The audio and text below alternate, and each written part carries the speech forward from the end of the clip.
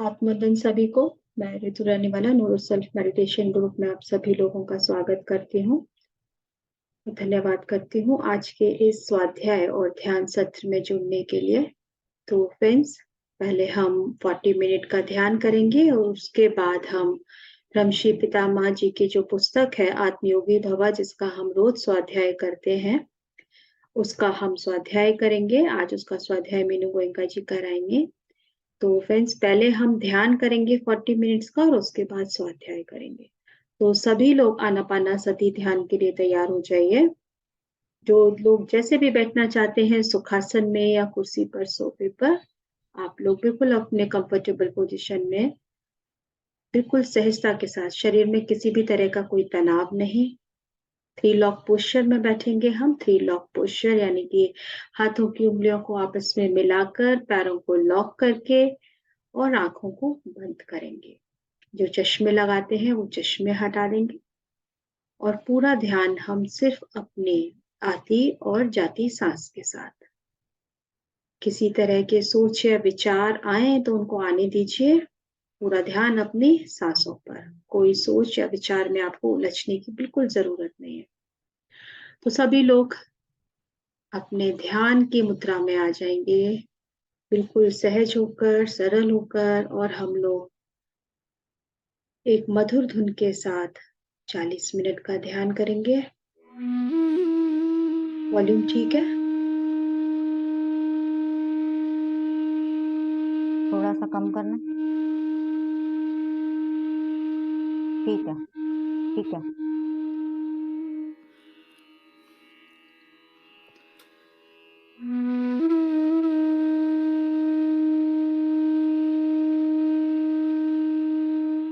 एकदम सहज और सरल होकर, अपने शरीर में किसी भी तरह का कोई भी तनाव नहीं। पूरा ध्यान हर एक सांस। सिर्फ दृष्टा बने रहिए अपनी हर एक आती और जाती सांस के।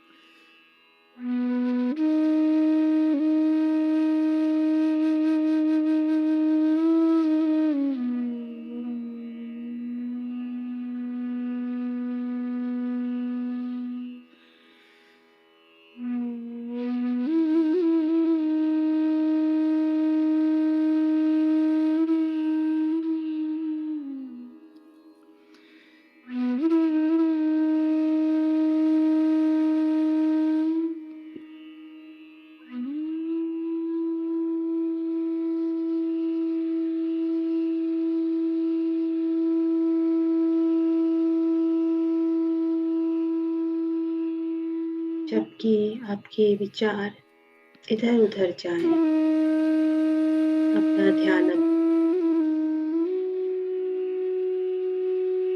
आती और जाती सांसों। कुछ भी नहीं करना, सिर्फ अपनी सांसों को देखते रहिए।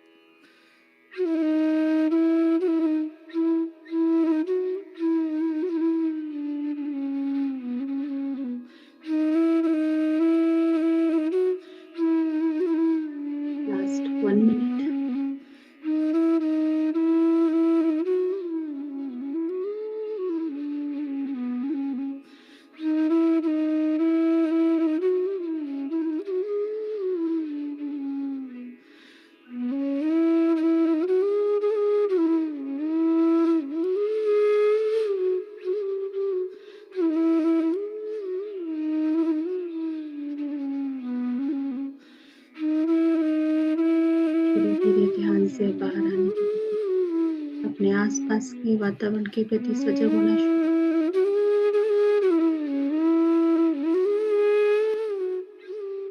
10, 9, 8,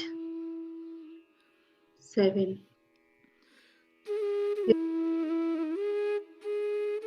5, 4, 3, 2, 1,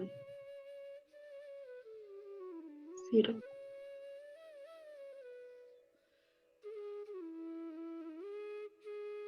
दोनों हाथों की उंगलियों को खोलकर अपनी दोनों आंखों पर रखेंगे 5 सेकंड के लिए। 5, 4, 3, 2, 1, 0। एक अच्छी सी मुस्कुराहट के साथ अपने आप को धन्यवाद कहते हुए, आज के ध्यान के लिए धन्यवाद कहते हुए, पूरे ब्रह्मांड को धन्यवाद कहते हुए, ब्रह्म श्री पितामह पत्री जी को थैंक यू बोलते हुए आप सभी आंखें खोल सकते हैं। फ्रेंड्स, आप सभी लोग जो भी ध्यान से वापस आ गए हैं, हम लोग स्वाध्याय के लिए आगे बढ़ेंगे। आज मीनू गोयनका जी हमें स्वाध्याय कराएंगे आत्मयोगी भवा का नेक्स्ट चैप्टर जो है। तो आप लोग पानी पी लें। सभी लोग ध्यान से वापस जो भी आ गए हैं पानी जरूर पिएंगे।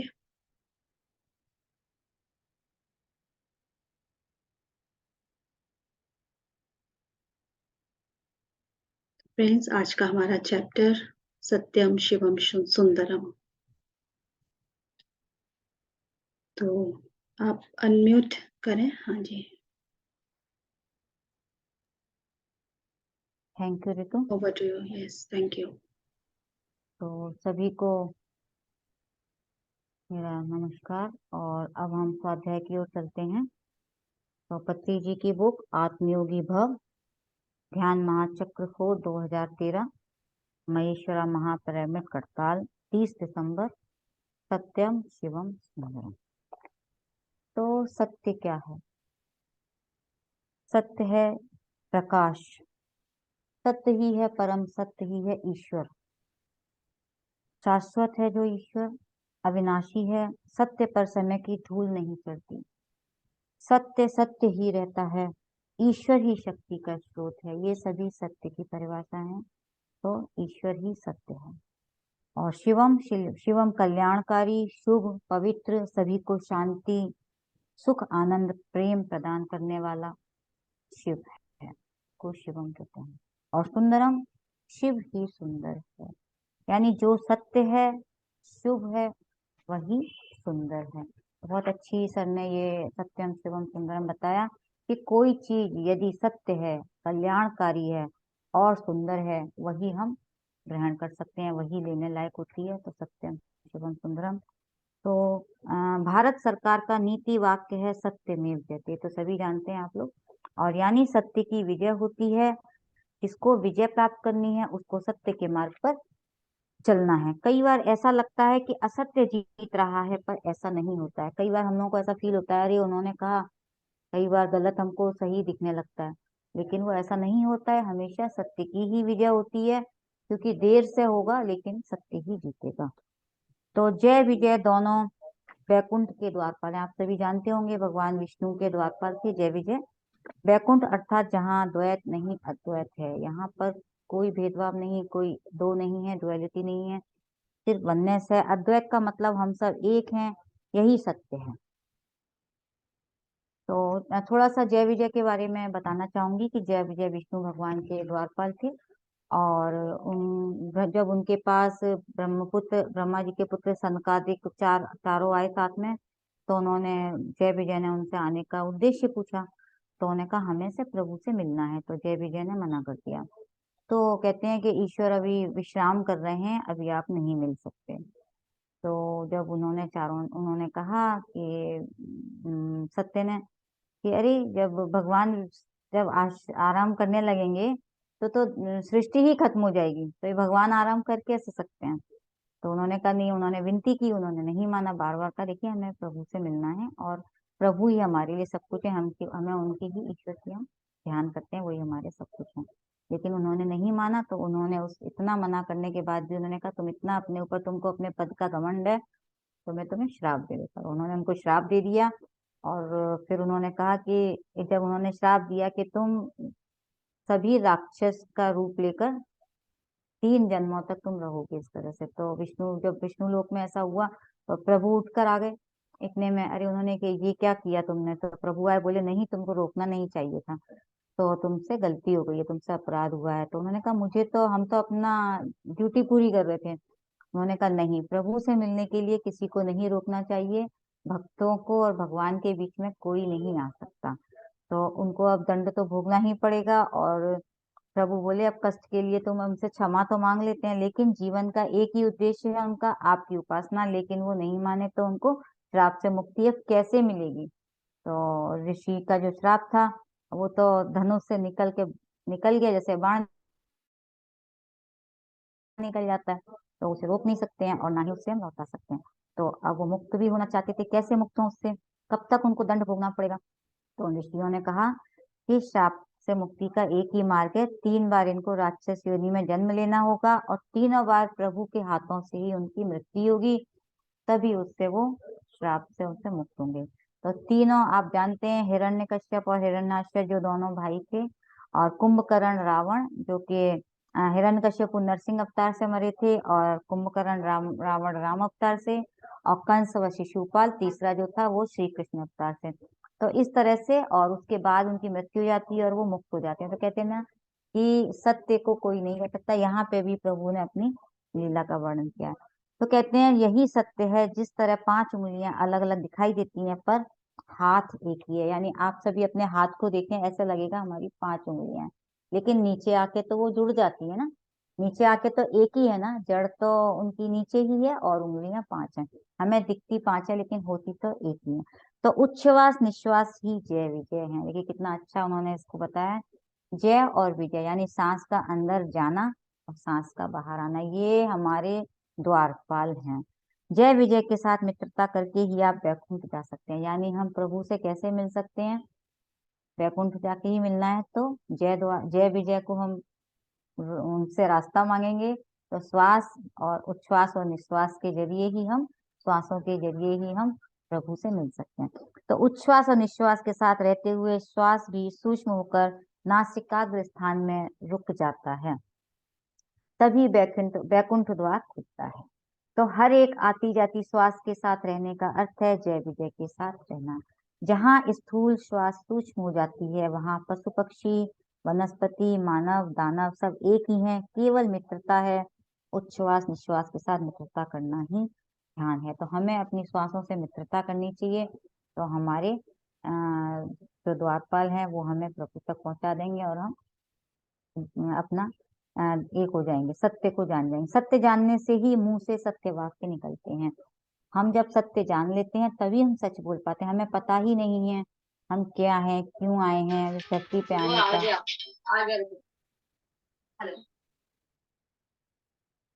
हल्का जी, कोई नहीं।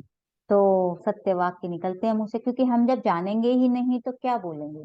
हम तो बस एक ये भौतिक जीवन के सुखों को और दुखों का ही गीत गाते रहेंगे, हमेशा अपने ही बारे में बातें करते रहेंगे। लेकिन जब हमें पता चल जाएगा तो हमें ये इस तरह की भौतिक जो बातें हैं ये हमें कम पसंद आती हैं। अब आप लोग भी ये महसूस करते होंगे, पहले जितना हम इस तरह की बातों में ध्यान देते थे, अब हमें वो बातें पसंद नहीं आती। तो सत्य जानने से ही मुंह से सत्य वाक्य निकलते हैं। सत्य से जीवन मंगलकारी और सुंदर हो जाता है, असत्य में जीने से जीवन शव है। यानी हम जब जानते नहीं थे तो क्या था, शरीर शिव नहीं था, शव था। अब हम जब जान गए सत्य क्या है, जब हमें पता चल गया ध्यान से, तो हम शिव हो गए। तो शव अमंगलकारी सुंदर है। शरीर छोड़ने के बाद हम फिर उच्च लोक में जाकर रोते हैं, सत्य के साथ जीने के लिए पुनः जन्म लेते हैं। तो हम बार बार जन्म लेते रहेंगे, बार बार इसी में फंसे रहेंगे, और हम बार बार सत्य को जानने के लिए जन्म लेना होगा हमें।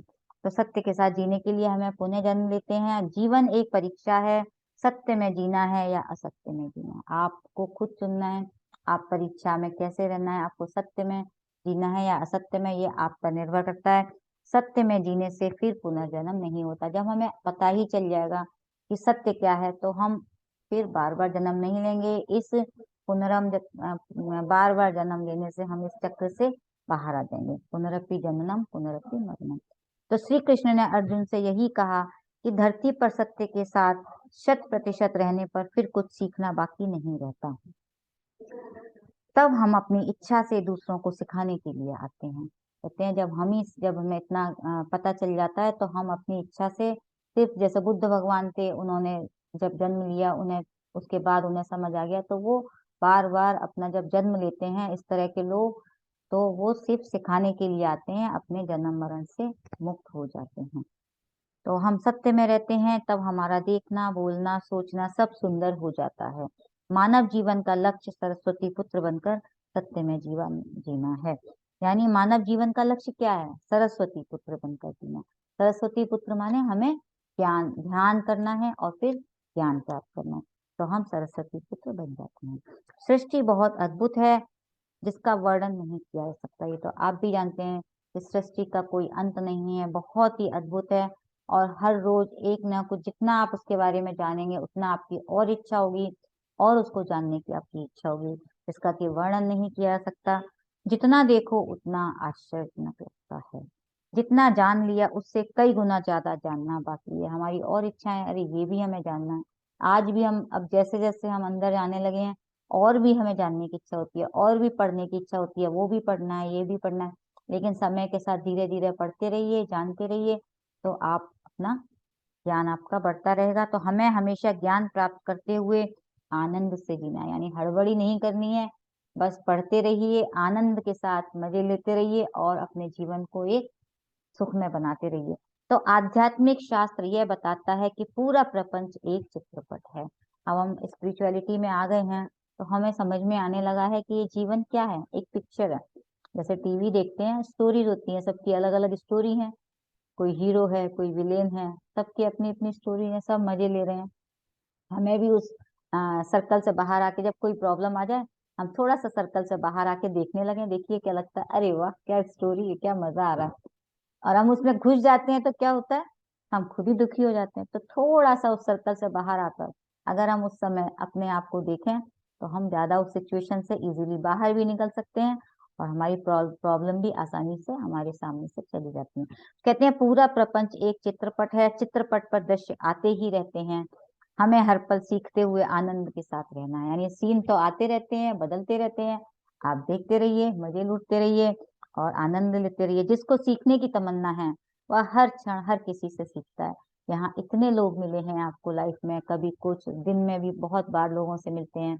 तो हर पल जीव जंतु हैं, कोई मनुष्य है, कोई जानवर है, पांचों तत्व हैं, उनसे हम हर चीज से कुछ ना कुछ हमें ज्ञान लेना चाहिए। सबके अंदर ज्ञान है, हमें सबसे ज्ञान लेना चाहिए। हर पल हम किसी से कुछ भी सीख सकते हैं।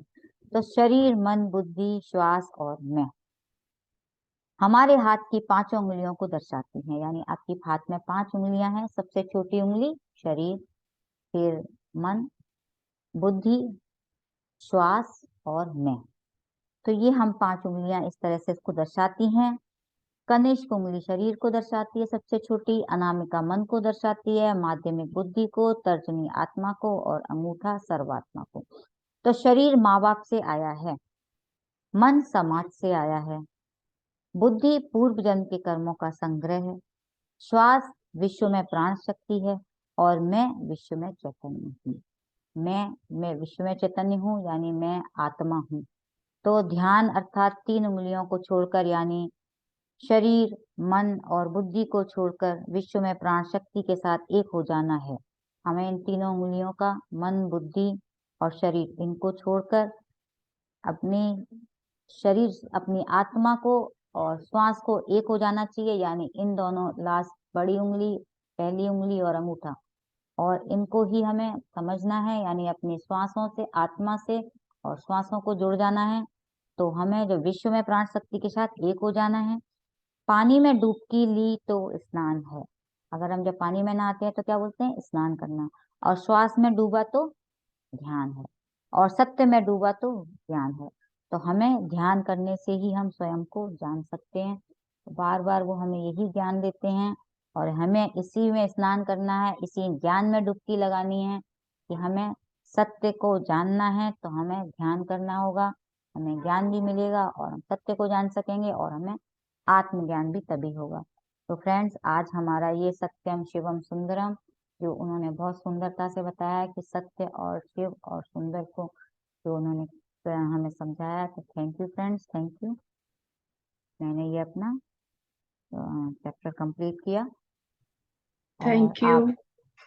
आप लोग कोई कुछ इसमें ऐड ऑन करना चाहें तो कर सकते हैं और कुछ पूछना चाहें तो पूछ। फ्रेंड्स, अगर आप लोग अपनी कोई शेयरिंग करना चाहें या आपका इस ये बेसिकली सर के जो 5 फिंगर कॉन्सेप्ट्स हैं सर ने ये बताए हैं इसमें, तो अगर आप लोग कुछ क्वेश्चन करना चाहें मीनू जी से या आपकी कोई शेयरिंग हो इस चैप्टर के रिगार्डिंग तो आप जरूर शेयर कीजिएगा, हैंड रेज कीजिएगा।